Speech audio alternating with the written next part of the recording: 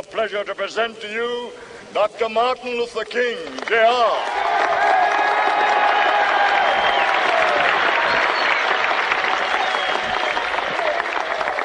I am happy to join with you today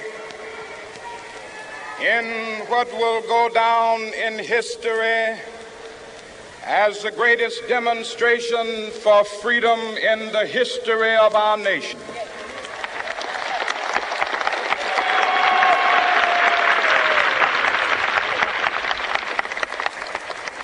Five score years ago,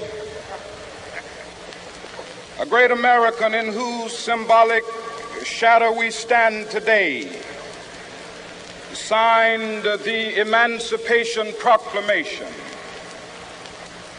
This momentous decree came as a great beacon light of hope to millions of Negro slaves who had been seared in the flames of withering injustice. It came as a joyous daybreak to end the long night of their captivity. But 100 years later, the Negro still is not free. 100 years later, the life of the Negro is still sadly crippled by the manacles of segregation and the chains of discrimination. 100 years later, the Negro lives on a lonely island of poverty. I have a dream that one day this nation will rise up and live out the true meaning of its creed.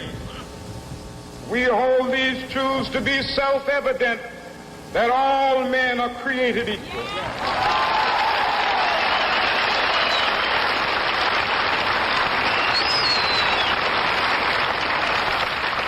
I have a dream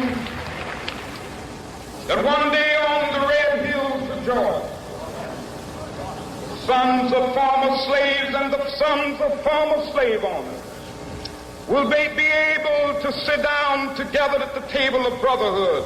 I have a dream that one day,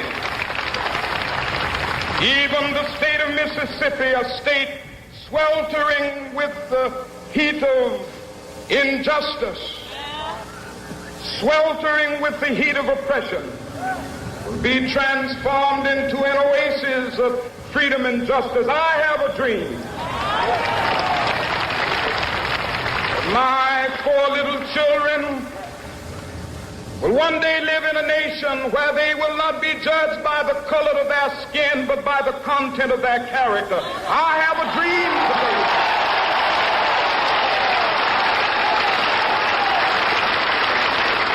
I have a dream that one day, down in Alabama, with its vicious racists, with its governor having his lips dripping with the words of interposition and nullification.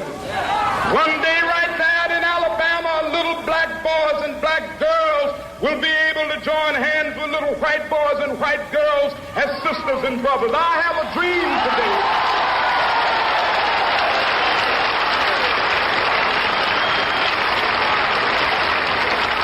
I have a dream that one day every valley shall be exalted, and every hill and mountain shall be made low. The rough places will be made plain, and the crooked places will be made straight, and the glory of the Lord shall be revealed, and all flesh shall see it together.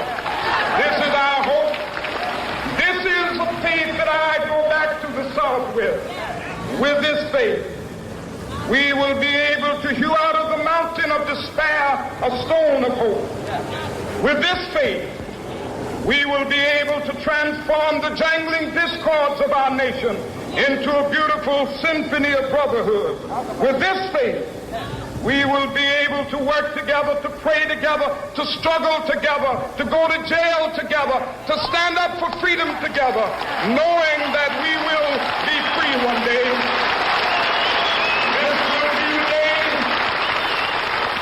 This will be the day when all of God children will be able to sing with new meaning, my country, tears of thee. Sweet land of liberty, of thee I sing. Land where my fathers died, land of the pilgrim's pride. From every mountainside, let freedom ring. And if America is to be a great nation, this must become true. And so let freedom ring. From the prodigious hilltops of New Hampshire, let freedom ring. From the mighty mountains of New York, let freedom ring. From the heightening Alleghenies of Pennsylvania, let freedom ring. From the snow-capped Rockies of Colorado, let freedom ring. From the curvaceous slopes of California. But not only that, let freedom ring from Stone Mountain of Georgia. Let freedom ring from Lookout Mountain of Tennessee. Let freedom ring from every hill and molehill of Mississippi, from every mountainside. Let freedom ring. And when we capitalize, when we allow freedom ring, when we let it ring from every village and every hamlet, from every state and every city, we will be able to speed up that day when all of God's children, black men and white men, Jews and Gentiles, Protestants and Catholics, will be able to join hands and sing in the words of the old Negro spiritual, free at last.